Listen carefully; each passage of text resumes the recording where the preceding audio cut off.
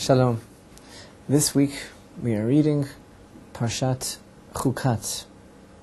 Parashat Chukat, beginning with Numbers chapter 19, contains some of the greatest mysteries of the Torah, for it begins with the ordinance of the Red Heifer, considered by our sages to be the very personification of the deepest mystery and secret of the Torah, the concept of the Red Heifer that brings about purification for those that have been exposed to the impurity of death, and the great paradox that it renders those who are pure impure, while rendering those who had been impure pure, something which is beyond the level of human comprehension. How the process of the sprinkling of the ashes of the Red Heifer brings about a state of purity so necessary for the service in the temple.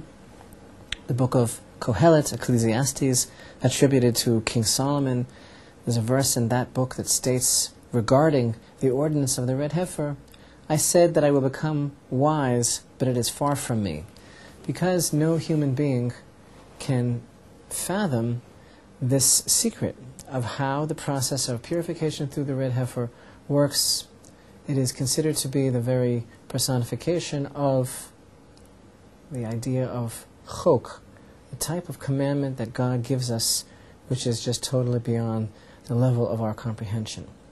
No human being can understand it, with the exception, that is, of Moshe himself.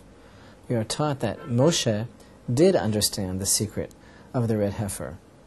And the reason for that is because the level of his wisdom was associated with his attributes of total bitul, nothingness, self-deprecation, his ability to totally nullify himself to the rest of Israel. That level of humility somehow is connected to the secret of the Red Heifer, and he was able to really comprehend this tremendous truth. Perhaps ironically, in this very same Torah portion, the portion of Chukat, we also read of the, perhaps we could call it, the major mistake of the career of Moshe, and the decree that God made against him, that he would not enter into the Promised Land, basically because of the incident of the striking of the rock that we read about in chapter 20. And there, of course, we know that the Almighty commanded Moshe and Aaron to speak to the rock, and for reasons known to Moshe, according to the logic that he pursued, he felt that it was a better course of action for him to strike the rock.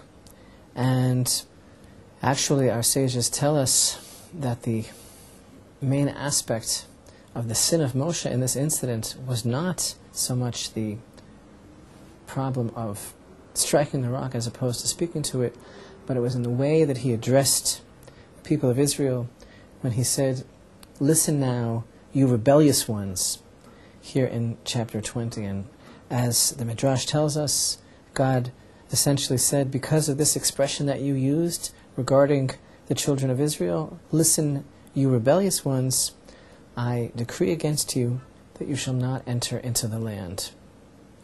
This is such an amazing concept. Moshe, who was so totally selfless, who is the embodiment of righteousness, who lived so totally for his people, that he was able to say, as we learned in the book of Exodus, when God was ready to make a terrible decree against the Jewish people, Moses was able to say, "If you do this, I don't want to have any portion at all of life. Erase my name from the book that you've written."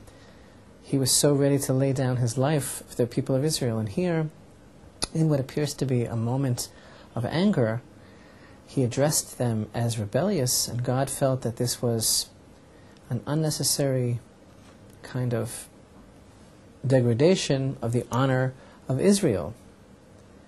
And, in fact, in a very moving statement, we find in the great work, the Sifri, the following statement that our sages make. Moshe said to the Holy One, blessed be He, Ribbono Shel Olam, Master of the universe, I committed this sin, write it in your Torah, make sure that it appears in the Torah, so that people do not say that Moshe falsified the record, falsified the Torah, or that they should not say that Moshe did something that he was not commanded. The Torah is very clear and very explicit about the mistakes of the great tzaddikim as well as their greatness. The Torah does not cover up or hide this aspect of Moshe's career, and in fact we find, according to this statement in the Sifri, that it was important to Moshe as well that the Torah record this incident so that we can learn from it. And Moshe still for us is the embodiment, the very personification of true leadership and true greatness, total dedication to his people.